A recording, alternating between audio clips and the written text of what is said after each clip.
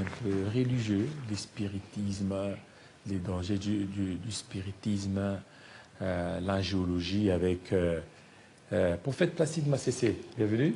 Merci beaucoup, messieurs les journalistes. Ça fait longtemps que vous êtes Non, par la grâce du Seigneur, on est là. Yahushua Mashiach. Bien sûr, parce que c'est là son nom. Parce que pour la première fois, Elohim, le Créateur, a révélé ses noms à Moshe, Moïse. Mais pourquoi vous ne dites pas Yahweh? Non, je mélange le tout. Parce que la parole nous dit dans Nombre 13, 16, Elé, Shemot, Arachim, Vaïgra, Moshe, Binoun, Osea, Yehoshua. C'est-à-dire les noms a été révélé à Moïse. Si je peux traduire en français la phrase, Elé, Shemot, Arachim, Vaïgra, Moshe, Binoun, Yehoshua. Tels sont les noms que Moïse donna au fils de Nun, Osea, Yehoshua. Donc il s'appelait Osea, mais c'est le Seigneur qui a révélé son nom, c'est Yehoshua, qui veut dire Yahweh est sauveur, Yahweh est notre délivrance, Yahweh est notre assistance, Yahweh est notre aide. C'est pour cette raison, lorsque l'ange est venu vers Myriam, Marie, a réitéré les mêmes noms. On lui donnera le nom de Yehoshua. Yahweh est sauveur. Ou Dieu au milieu de nous, Yahweh est notre assistance. Mais de toutes les façons, à des fois nous parlons de Jésus parce que nous avons été colonisés par les Belges. Et puis il y a des Bibles seulement en français. Mais pour nous, par exemple, on a pris le temps d'étudier l'hébreu et le grec. Nous essayons de retourner sur le nom de la révélation parce que chaque nom a une signification. Une fois que vous changez le nom, tous les mystères qui sont liés à ces noms-là sont caducs. Et là, vous revenez sur Yahushua Mashiach. Exactement. Yahushua. Donc ça, c'est le véritable. Oui, c'est son nom. Vous vous appelez comment? Vous avez votre nom que votre papa ou votre maman vous avez donné. De la même manière, on ne peut pas changer votre nom. Alors maintenant, il y a, à ce qui concerne des noms, il y a aussi des noms par rapport même au nom du nom des dieux. Exact. Les dieux, c'est un tout, c'est un nom en français. Mais son vrai nom, ça aussi, il y a eu un problème de prononciation. Vous qui avez fait l'hébreu. Bon, vous avez raison. Avec ces tétragrammes là-bas. Exactement. Exemple, lorsque nous entrions dans la mythologie grecque, vous trouverez plusieurs noms de différentes divinités. Et lorsqu'on dit Dieu, ça vient de Dei, Zeus, c'est le nom d'une divinité qu'on adorait dans la mythologie grecque. Mais les créateurs avaient ces noms invocatoires. On l'appelait par exemple El Shaddai.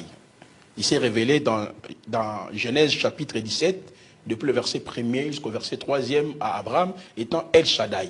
Mais le nom Yahweh ou Yahvé, parce que vous parlez si les tétragrammes, la langue hébraïque, c'est une langue consonantique, il n'y a pas de voyelles. Le système de vocalisation ont été ajoutés au cours de l'évolution ou au cours de l'historicité de ces peuples. C'est pour cela que les rabbins, certains juifs, pensent qu'on ne peut pas prononcer Yahvé, Yehovah, Yahweh. Parlons justement de Hachem. Hachem, c'est par rapport à Exode chapitre 20. Et lorsque vous lisez le mitvot, il y a les 10 commandements. Et Shemot, Exode chapitre 20, le verset 1er jusqu'au verset 14e, il dit « Vous ne prononcerez pas » ou vous prononcerez pas le nom de votre Yahweh en vain. Le terme c'est Hachem. D'autres préfèrent de dire Hachem. Mais celui qui dit Yahweh, Yahvé, Yahuwah, il n'est pas vraiment à côté. Pourquoi? Il y a toujours la présence de Yod et Vav et, c'est-à-dire les tétragrammes. Les tétragrammes. Et voilà pourquoi il y a d'autres qui ont même, par peur, ils ont parlé des Jéhovah. Exactement. Ça, en fait, ce sont les déformations par rapport au système de vocalisation. Dans la langue hébraïque, par exemple, il y a eu des évolutions en ce qui concerne le système de vocalisation. Il y a ce qu'on appelle les systèmes de vocalisation primitive. C'est-à-dire, ils ont pris les consonnes telles que Yud, il y a He, il y a Vav, pour pouvoir les transformer en semi-voyelles. Il y a eu d'autres systèmes de vocalisation qui sont venus après. Là, ce sont des signes. Il y a des patas, ségol, donc ce sont des signes qu'on place. C'est là où même on voit la confusion sur la prononciation. Il y en a qui prononcent Yeshua, Yeshua, Yahshua. Vous voyez, il y a en fait des déformations ou des formes contractées suite au système de vocalisation. Mais moi, je ne les condamne pas. Mais ce qui est important, ils essaient quand même de garder les noms. Et pour terminer sur ces points, c'est des journalistes, dans le monde entier, la seule langue qui a gardé la vraie prononciation, c'est Alingala. Parce qu'à Lingala, on l'appelle Yesu Massia. Donc lorsque vous ajoutez entre Yesu Massia, H-A, donc vous allez lire Yeshua Mashiach. C'est pour cela, lorsqu'on dit Yeshua à Mashiach, ce n'est pas seulement en hébreu, c'est dans ma langue, c'est à Lingala. Donc Yeshua Mashiach. Oui, c'est à Lingala. Ce n'est ni en hébreu, c'est dans ma langue. Donc je peux dire Jésus, je peux dire aussi Yeshua à Mashiach. Ce n'est ni en hébreu, c'est dans ma langue Lingala. Alors, maintenant, par rapport au niveau des noms, Oui. au niveau des tétragrammes, c'est là il y a maintenant des confusions, il y a certaines sciences ésotériques qui commencent beaucoup plus à utiliser les tétragrammes pour faire les évocations de 72 démons. D'où il y a maintenant les dangers du spiritisme que nous voulons quand même que vous essayez un peu d'épingler là-dessus. Exactement. Vous, comme vous le savez fort bien, monsieur le journaliste, vous êtes un grand journaliste. Lorsque nous retournons dans le Sefer Bereshit, c'est-à-dire dans le livre de la Genèse, le diable, pour égarer Adam et Ève, ou Ève et Adam, qu'est-ce qu'il a fait? Il a utilisé 5 méthodes. D'abord, dans la première méthode, il exploitait le nom de Dieu. Dieu a-t-il réellement dit? À ce moment-là, c'était le nom, le tétragramme, Yahweh, Yod, et Vav, et. Et il va ajouter dans la parole de Dieu, égarer l'homme et posséder l'homme. En fait, ce n'est pas quelque chose, si nous remarquons aujourd'hui, ceux qui sont par exemple de la Kabbale juive, et ceux qui sont dans les pratiques fétichistes telles que le spiritisme, se sert du nom du Créateur, même Jésus et Yehoshua. C'est tout à fait normal parce que le diable lui-même a utilisé ces approches méthodiques dans le but d'égarer l'homme. Rappelez-vous, quand vous lisez dans Matthieu chapitre 24, dans le discours eschatologique de Yehoshua, qu'est-ce qu'il a dit? Matthieu chapitre 24, à partir du verset 1er jusqu'au verset 28, il dit « Plusieurs faux prophètes viendront sous mon nom. Ils vont chasser les démons à mon nom, ils vont guérir les malades à mon nom. » Donc ce n'est pas le fait qu'il y a les kabbalistes qui prononcent les noms Yahweh, Adonai, Shaddai.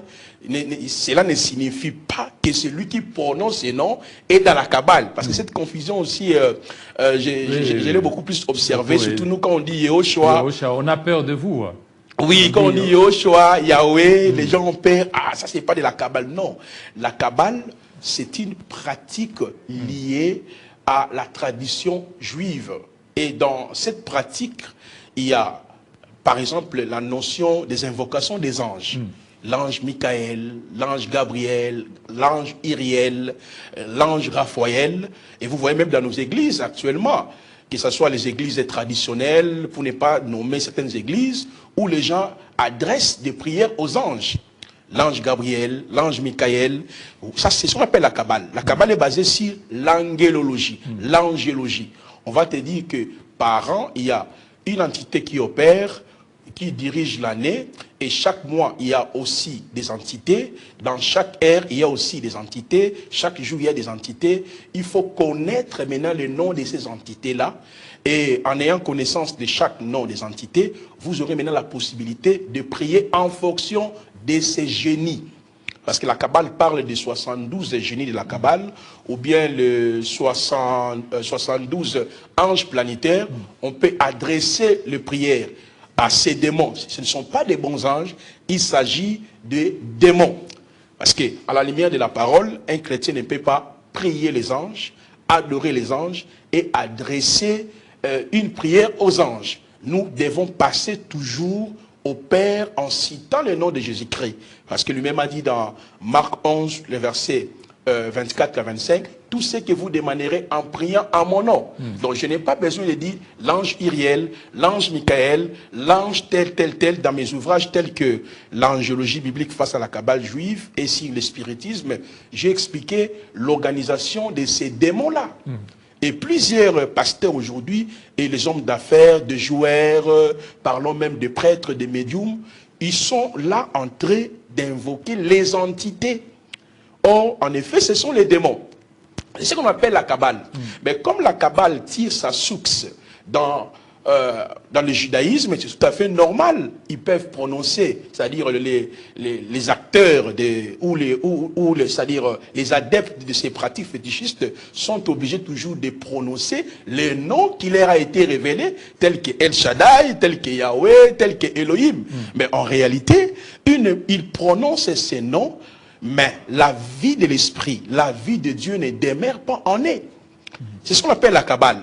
Donc c'est pas quand quelqu'un dit Yehoshua, Elohim, Yahweh, il est dans la Kabbale. Non, la Kabbale, c'est une tradition juive qui est basée sur la connaissance des anges. Ça c'est un. Deuxièmement, la Kabbale aussi est basée sur la prière adressée aux saints. On parle par exemple Abraham, on parle de Samuel, tous ces justes-là qui ont opéré dans l'Ancien Testament, tu peux entrer en contact avec eux. C'est ce qu'ils enseignent là-bas. Donc vous pouvez entrer en contact avec les saints, ceux qui sont morts. Exactement, selon eux. Mais à la lumière de la parole, cela n'est pas fondé. Parce que Dieu, Hébreux 9 nous dit, le verset 26, Dieu a réservé des morts de mourir une seule fois, après quoi vient le jugement. Donc, le fait que les gens, peut-être, nous jugent aussi quand on dit Yehoshua, Elohim, Yahweh, ils pensent que nous sommes dans la Kabbale. Non, nous dénonçons même les pratiques fétichistes de la Kabbale. Pour remarquer que quelqu'un est dans la Kabbale, regardez, tous les pasteurs ont des kippas. Ils ont des talit. Là, ce sont les objets liquides de la Kabbale. Ils ont des croix, vous les verrez avec des croix comme les prêtres catholiques, parce que dans les temps, on condamnait les prêtres. Des grosses croix, là. Voilà. Or que les autres là étaient déjà dans ces pratiques depuis la nuit du temps. Ils ont même des cramoisis. Exactement, vous le voyez même le joueur, le musicien et tout consort. Mais celui qui est en Christ, avec Christ, par Christ et pour Christ, n'a pas besoin d'être en contact avec les entités invisibles. Le Saint-Esprit est déjà avec lui. En même temps, le Seigneur a libéré les anges à sa faveur. Mais là, dès lors que, parce que vous dites, oui. C'est par rapport aux saints. Oui. Hein, c'est-à-dire qu'ils entrent en contact. Mais quand Daniel chapitre 2 verset 23 est en train de dire Dieu de mes pères, mais ne fait-il pas allusion au Dieu d'Abraham, d'Isaac, de Jacob? Très bien, très bien. C'est une question pertinente, mais c'est le journaliste. Il faudrait que nous puissions comprendre un élément qui est fort. L'expression Dieu d'Abraham, Isaac et de Jacob est liée aux différentes alliances faites à Abraham, Isaac et Jacob. Ça, c'est un. L'expression Dieu d'Abraham, Isaac et de Jacob est liée aussi aux différentes promesses faites à Abraham, Isaac et Jacob. Je prends par exemple Genèse chapitre 12, depuis le verset 1er jusqu'au verset 6e. Vous allez voir que quand le Seigneur a appelé Abraham, a fait 3 sortes de promesses. D'abord, la promesse particulière, je te bénirai Abraham. Deuxièmement, la promesse universelle, toutes les familles de la terre seront bénies à cause de toi. Et en dernier lieu, la promesse nationale liée à sa postérité. C'est pour cela, le même Dieu qui est avec Abraham, il a réitéré la même promesse à Isaac et à Jacob, ainsi qu'à Israël. Mais nous qui sommes dans la nouvelle alliance, nous étions des étrangers, les nations, on n'avait aucun droit en Israël. Lorsque vous prenez Romains 9, les versets 4 à 6, nous dit, les cultes, les promesses, les patriarches, l'adoption, la gloire étaient pour Israël. Dans le livre de Michée 4 et 5, nous dit quoi? Chaque nation marchait au nom de son Dieu. C'est-à-dire, l'expression Dieu d'Abraham, Isaac et Jacob ne nous concerne pas, nous l'église, ni de loin et ni de près. Parce que les liens de notre intégration, c'est la croix, l'œuvre de la croix. À partir de la croix, lorsque vous lisez Éphésiens chapitre 2, depuis le verset 10 jusqu'au verset 21, qui explique notre intégration. Il a détruit les mitoyens, il a réuni les deux peuples. Le peuple qui était loin, nous les nations, et ce qui était près, c'est Israël, par sa mort rédemptrice, et nous sommes greffés à entrer dans le plan du salut. Donc notre Dieu, c'est Jésus-Christ. Toutes les promesses faites à Abraham, Isaac et à Jacob trouvent son accomplissement en Jésus-Christ. Lorsque nous lisons Galates chapitre 3, l'apôtre Paul, étant juif, il a expliqué que la promesse faite à Abraham ne reposait pas par les œuvres, mais par la foi. Et l'apôtre Paul est en train de développer maintenant la notion de la prédication de la foi. Galates 3. Maintenant, lisez la conclusion de l'apôtre Paul. Qu'est-ce qu'il a dit? Toutes les promesses faites à Abraham trouvent son accomplissement, c'est-à-dire Abraham, Isaac, trouve son accomplissement en Jésus-Christ. Et en Jésus-Christ, j'ai toute ma bénédiction. Je n'ai plus besoin de Dieu d'Abraham, Isaac et Jacob, parce que le Dieu qui était avec Abraham, Isaac et Jacob est venu en chair, en Jésus-Christ. 1 Timothée 3,16 nous dit, le mystère de la piété est grand, Dieu a été manifesté en chair. Lorsque Jésus-Christ est venu, qu'est-ce qu'il a fait? Dans le texte de Matthieu chapitre 26, le verset 26 à 28, avant qu'il puisse aller à la croix, pendant qu'il était avec les disciples, qu'est-ce que Machiae a dit? C'est ici est le sang de l'alliance qui a été répandu pour la rémission des péchés. Donc, il annonçait déjà la nouvelle alliance qui a été promise au peuple d'Israël par l'entremise du prophète Jérémie. Lorsqu'on prend Jérémie 31, le verset 28 à 39, le Seigneur a envoyé le prophète Jérémie pour dire, comme l'alliance sinaïtique a été violée, l'alliance que Dieu a traitée avec Israël par le biais du prophète Moïse, c'est là où il s'est présenté comme le Dieu d'Abraham, Isaac et Jacob. Cette alliance a été violée et le prophète Jérémie a prédit que dans un temps lointain, il y aura l'inauguration de la nouvelle alliance. Or, lorsque nous prenons Hébreux chapitre 10, depuis le verset 18 à 22, on nous dit par sa mort, il a inauguré une route nouvelle. Nous sommes dans la nouvelle alliance. Dans la nouvelle alliance, toutes les promesses sont en Jésus-Christ. Je vais vous donner même 3 passages ou 2. 2 Corinthiens chapitre 1er, le verset 20 nous dit quoi? 2 Corinthiens 1er, le verset 20. En ce qui concerne les promesses, c'est-à-dire le oui et l'amen sont en lui, en Jésus-Christ. Donc, en Jésus-Christ, j'ai mon alliance, il devient mon Dieu. Je n'ai plus besoin d'utiliser l'expression du vétérotestamentaire qui est lié à un peuple qu'on appelait le peuple d'Israël. C'est pour cela, même Israël jusqu'à présent, s'appuie sur l'expression Dieu d'Abraham, Dieu d'Isaac et de Jacob. Alors, il faut faire abstraction de l'Ancien Testament dans ce cas. Merci, monsieur le journaliste. Il y a des choses qui sont bibliques, mais qui ne sont pas forcément chrétiennes. Vous voyez, par exemple, dans l'Ancien Testament, on offrait les sacrifices pour la purification des péchés, pour se réconcilier avec Dieu. Mais dans la Nouvelle Alliance, cela est biblique, mais ça ne nous concerne ni de loin ni de près, parce que Yahushua qui est monté à la croix, par sa mort, il a fini avec le système sacrificiel. Donc, il y a des promesses qui ont été faites, justement pour le peuple d'Israël. Par exemple, quand Yahushua reviendra dans la bataille d'Armageddon, c'est pour le salut d'Israël. Quand Yahushua reviendra pour établir le royaume davidique sur la terre, c'est une promesse faite pour les enfants d'Israël. Nous avons été hantés, insérés dans cette promesse-là. C'est pour cela, monsieur le journaliste, c'est dimanche déjà le 7 décembre, nous serons là avec les hommes de Dieu dans la commune de Lemba, justement dans la galerie Gotanzambe, pour que nous puissions réfléchir autour de ces mélanges qui entrent dans nos églises aujourd'hui, entre le judaïsme ainsi que la foi. Vous voyez? Parlons par exemple sur un élément que vous avez évoqué tout à l'heure, le fait qu'on se réfère au Dieu d'Abraham, Isaac, Jacob. Aujourd'hui, les hommes de Dieu enseignent qu'il y a la possibilité de se connecter avec l'esprit de Samuel, l'esprit d'Abraham, l'esprit d'Élie, mais ce sont des enseignements de la Kabbale. De la Kabbale. Exactement. Parce que tout celui qui est en Christ, avec Christ, par Christ et pour Christ, a déjà reçu l'onction. Le Saint-Esprit est en lui. Je vais vous donner des passages, messieurs les journalistes. Nous sommes dans 1 Pierre, chapitre 1er, 10, 11, 12. Je paraphrase. La parole nous dit, les prophètes ayant prophétisé. C'est-à-dire, quand on parle de prophètes, il y a 17 livres prophétiques dans les Tanakh, ou Tanakh, dans l'Ancien Testament. Tous ces prophètes-là, ils avaient l'esprit de Christ. Élie, Moïse, Habakkuk, Jérémie, Naoum, tous les prophètes du Tanakh, ils avaient l'esprit de Christ. Or, l'esprit de Christ, selon 2 Pierre chapitre 1er, depuis le verset 18 à 21, la parole nous dit, aucune prophétie n'a jamais été donnée par la volonté d'un homme, c'est poussé par l'esprit de Dieu, que les saints prophètes ont parlé de la part du Seigneur. Comment moi je peux chercher à opérer ou à se connecter avec l'esprit d'Élie, de Moïse? Or, Moïse, Élie opérait par le Saint-Esprit. Maintenant, le Saint-Esprit aujourd'hui habite en moi. Par quelle voie? Par l'évangile de la croix.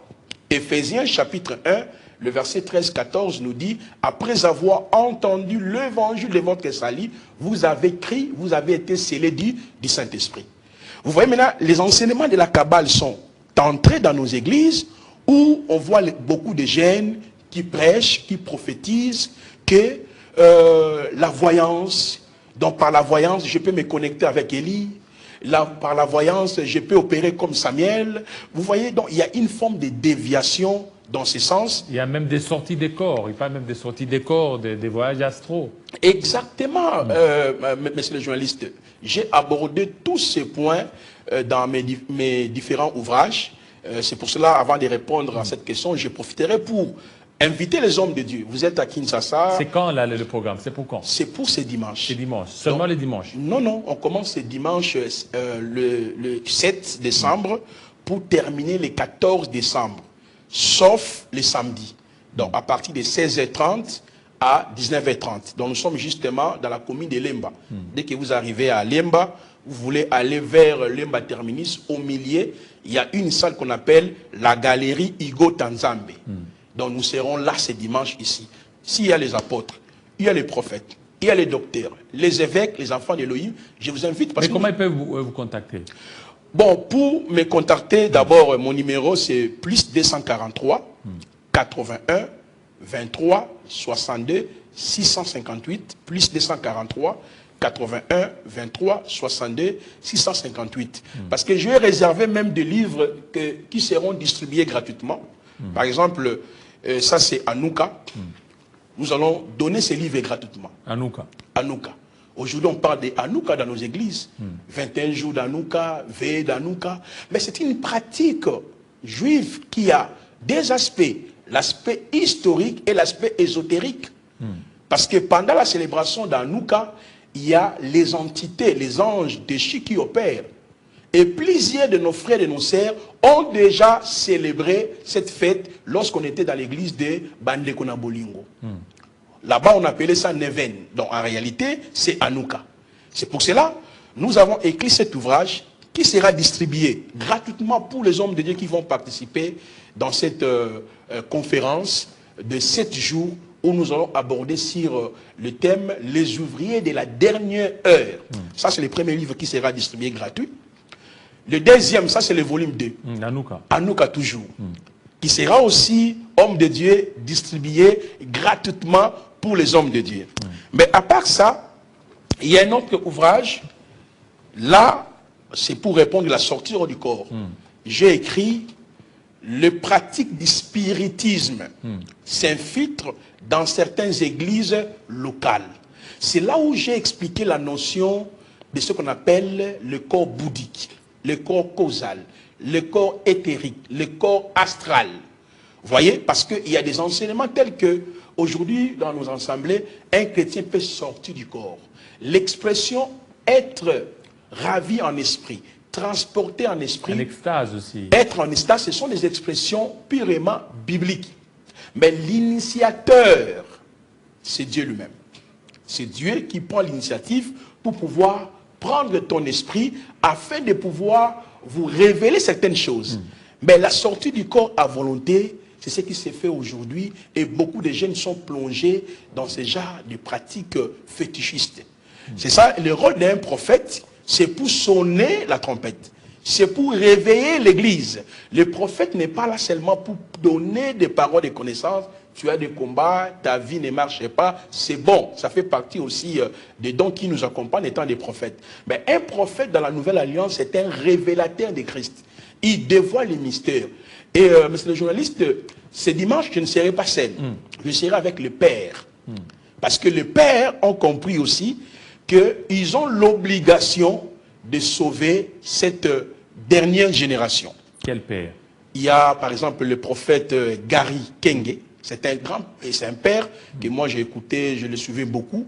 C'est lui-même qui est le visionnaire de ces rassemblements, qu'on appelle le rassemblement des aigles. Parce que la parole nous dit, là où sera le corps, c'est là s'assembleront les aiglons. Les aigles.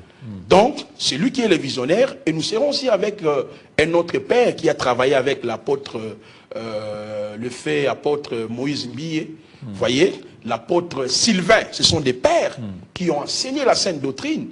Et Ils m'ont associé, jeune, ils ont dit, bon petit, tu fais un bon travail, nous voulons que la commune de Lemba et les hommes de Dieu qui sont à Matetenga, Bangingiri, puissent aussi écouter le message dont le Seigneur nous a assigné, étant donné que nous sommes les ouvriers de la dernière ère. Donc voilà un peu les éléments que nous allons essayer quand même de décortiquer. Durant les 7 jours. Durant ces 7 jours. Donc il n'y aura que 3 orateurs. Trois orateurs. Donc prophète Placide, il y a prophète Gary et l'apôtre Sylvain. Maintenant, le libellé, c'est justement les ouvriers de la dernière heure. Maintenant, quelle est la mission qui nous a été assignée? Vous êtes prophète, vous êtes apôtre, vous êtes docteur. Comment on peut mélanger le judaïsme, la Kabbale et l'évangile de Jésus-Christ? Alors, beaucoup de jeunes aujourd'hui prophétisent même à volonté. On parle aujourd'hui de la voyance. Or, le terme voyant existe dans les textes bibliques, 1 Samuel 9, parce que dans la langue hébraïque, il y a Ozen, Roé et il y a Nabi. Mais aujourd'hui, vous allez entendre les gens qui vous disent que l'esprit des prophètes, c'est aussi l'esprit humain d'un prophète. Le prophète n'a pas besoin du Saint-Esprit pour prophétiser. Le prophète, pour opérer, l'esprit des prophètes signifie aussi qu'un prophète peut se connecter avec les esprits des prophètes qui sont morts. Donc on va essayer quand même de cogiter sur le don spirituel, fonctionnement, mode opératoire, les détails sur les dons, afin quand même d'aider l'église du Seigneur. Parce que s'il n'y a pas de vrais prophètes, vous voyez ça, monsieur le journaliste, comment l'église sera orientée? Notre pays traverse un moment difficile. Mais il n'y a que des faux prophètes qui voient seulement les malheurs dans le pays, où il y aura ceci, il y aura cela. Vous voyez? Et toutes ces prophéties-là, en définitive, on ne voit même pas l'accomplissement. Or, un prophète de la Nouvelle Alliance, c'est un révélateur du mystère de Christ. Donc, la sortie hors du corps, c'est une pratique occulte. Je l'ai développé sur cet ouvrage de 300 pages, mais ça ne sera pas gratuit.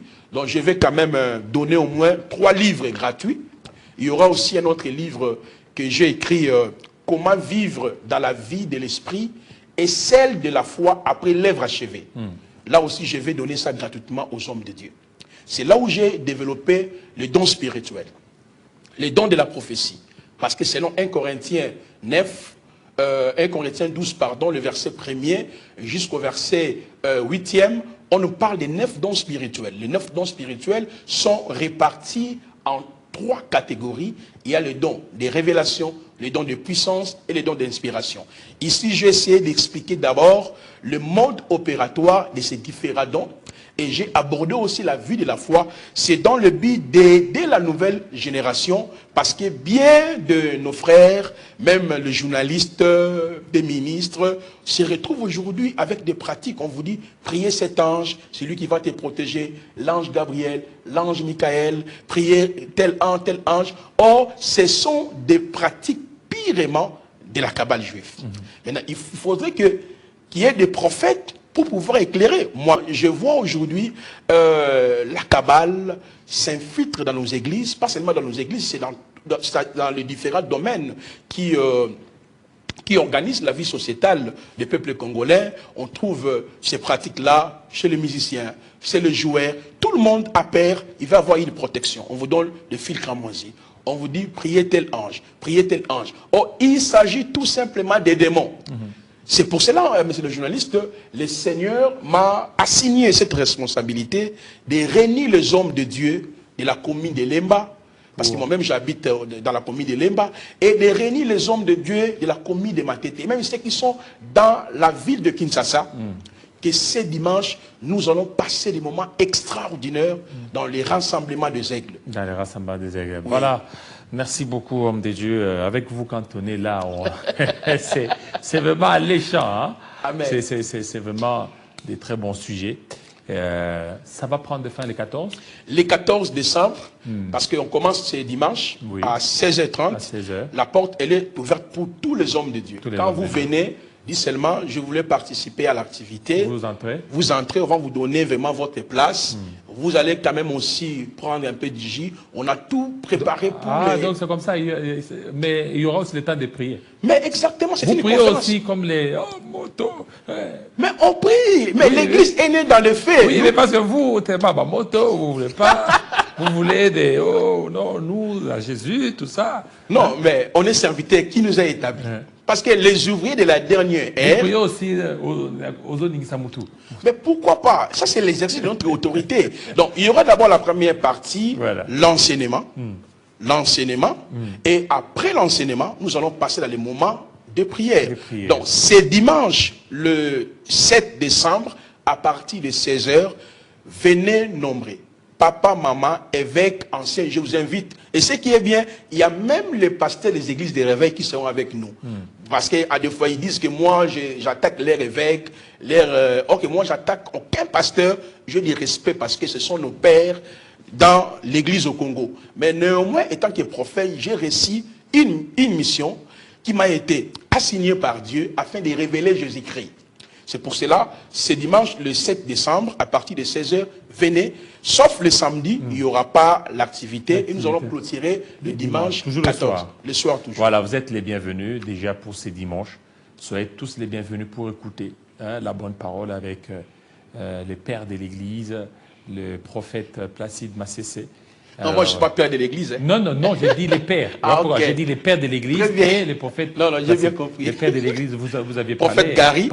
Prophète Gary. Et apôtre Sylvain. Ah voilà, apôtre Sylvain et prophète Placide Massessé. Vous prophétisez aussi. Mais pourquoi? Dieu me dit ça. Écoutez, mais pourquoi pas? Peut-être que vous êtes là, votre maman.